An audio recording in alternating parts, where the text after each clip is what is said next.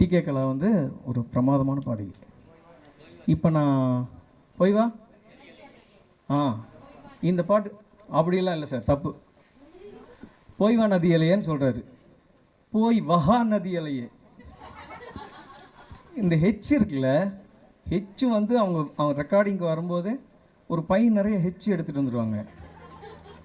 Capital teacher தான் Gayatri. Capital H எடுத்துகிட்டு வந்து எங்கெங்கெல்லாம் கேப் இருக்கோ எல்லா எழுத்துக்கு இடையிலையும் ஹெச்சா வச்சுருவாங்க. சார் சொன்னார்ல, போய் வா அப்படியெல்லாம் இல்லை, போய் வா நதியலையே, அப்படித்தானே? இல்லையா? ஃபேமிலிக்கு தெரியும், அவனுக்கு எதாவது சொல்லி கொடுத்துருவான் போல. போய் வா நதியலையே, இவள் பூச்சூடும் நாள் பார்த்து வா, பூச்சூடும் நாள் பார்த்து வா அப்படிம்பாரு. ரமேஷ் வைத்தியாவே சிரிக்கிறாரே, ஆச்சரியம்.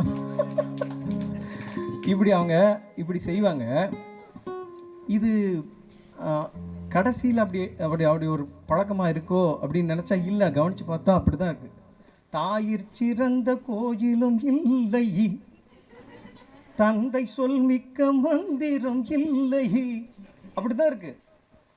1000 உறவில் பெருமைகள் இல்லை, அன்னை தந்தையே அன்பின் எல்லை, அப்படிதான் இருக்கு.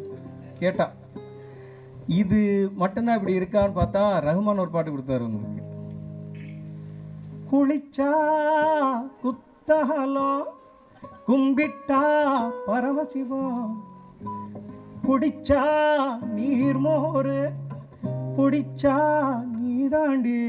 இப்படி எஸ்பி பாடி முடிச்சோன்னு இவங்க குளிச்சா குத்தாலம், கும்பிட்டா நீர்மோரு, நீர்மோர்லையே